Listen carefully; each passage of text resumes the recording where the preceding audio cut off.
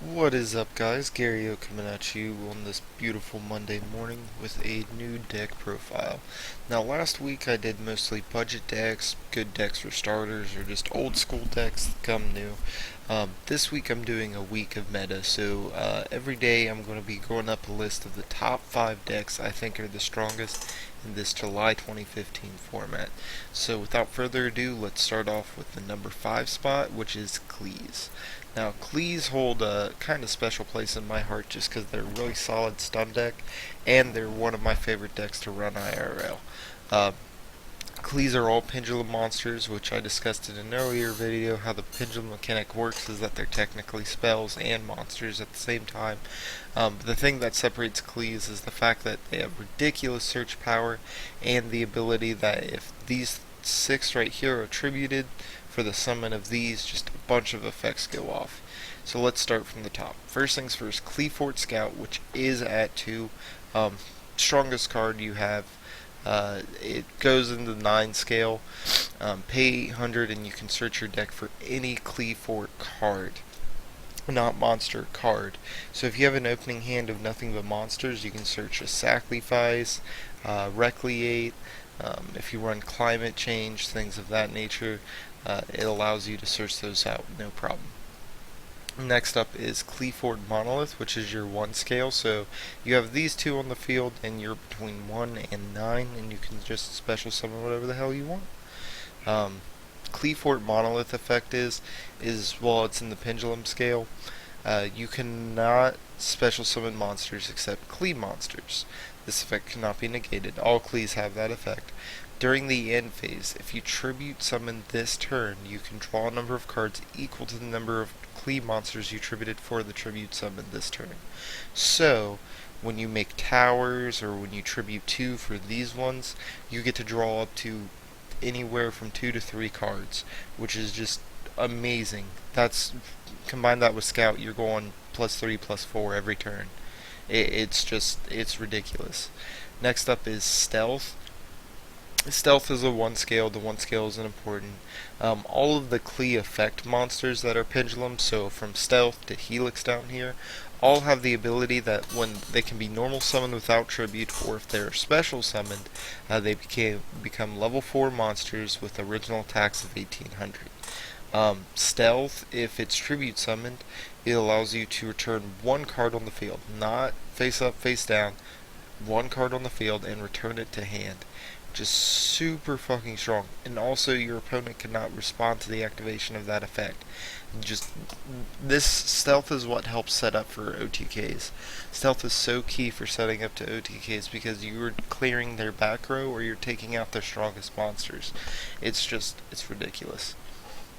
Next you have Shell, which Shell, when it's tribute summoned, can make 2 attacks during the battle phase and deal piercing damage. With 2800 attack, that's pretty fucking solid. You're looking at easily 5600 attack plus piercing if they're in defense position, and 5600 from a single monster. And seeing as how the rest of them have 2400, you could easily OTK just with Shell tribute summon alone. Next up is Qliphort Disc. When it's tribute summon, you special summon Qlis from your deck.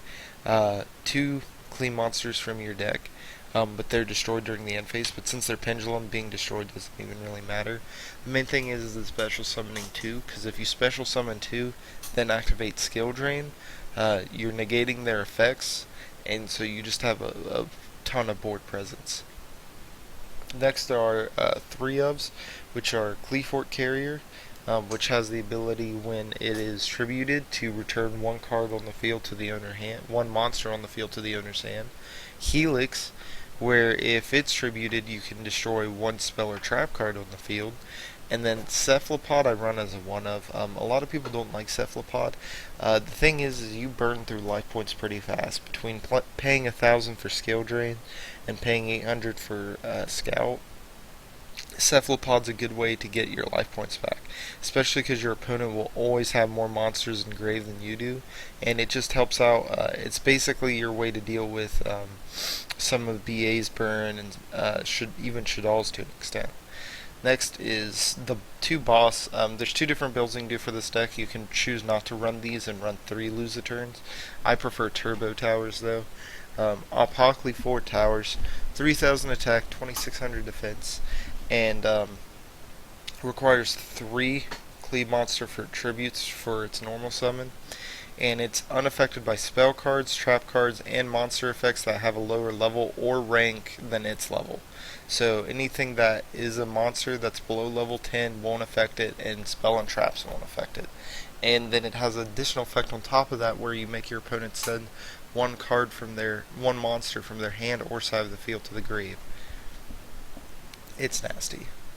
Next is Skybase, which has the same effect as Towers except for the secondary effect, which allows you to take control of one of your opponent's monsters. Equally just disgusting. 3 Summoner's Art, which will allow you to search out your scouts.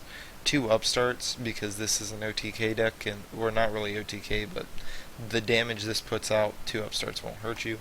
3 Pot of Duality, because your Pendulum Summoning is only to set up for Tribute Summoning. 2 MSTs, 2 Dark Holes, 1 Sacrifice, because it's a 1-of. Sacrifice, you equip it to a Cleave Monster, can't be destroyed by battle, and it's treated as 2 tributes for the tribute summon of a Cleave Monster. If Sacrifice is sent from field to the grave, you can add 1 Cleave Monster from your deck to your hand. So you can, let's say you set up Scale with these 2, use Scout effect to search, Sacrifice. You have the monsters in hand, you special summon 1 of them, give it Sacrifice, tribute it for a special summon of 1 of these. You get to draw 1 from Monolith. You get +2 from these 2, plus any additional effects depending on what you tributed, because you'll always tribute these 2, plus the effects of whatever you tribute summon. It's just disgusting. That's why that's at 1. Recreate, which is their version of Skill Drain. If a monster is normal or flip summon and it's 4 or lower, negate its effects. If it's special summon and it's 5 or higher, negate its effects.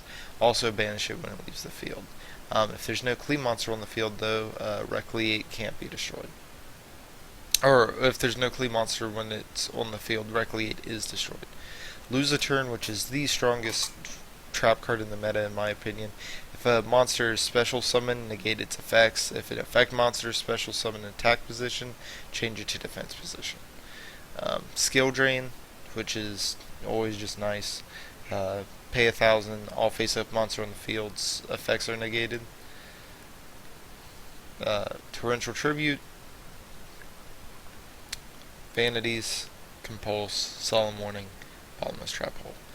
This is my personal IRL build. The only thing that separates it from my IRL is I don't have Monoliths and Lose Turns, but that's because I'm not made of money. It's just replaced by more search power. But I will do a game for this here in a few. Remember, if you enjoyed the video, to like the video, rate the video, subscribe. See you guys next time.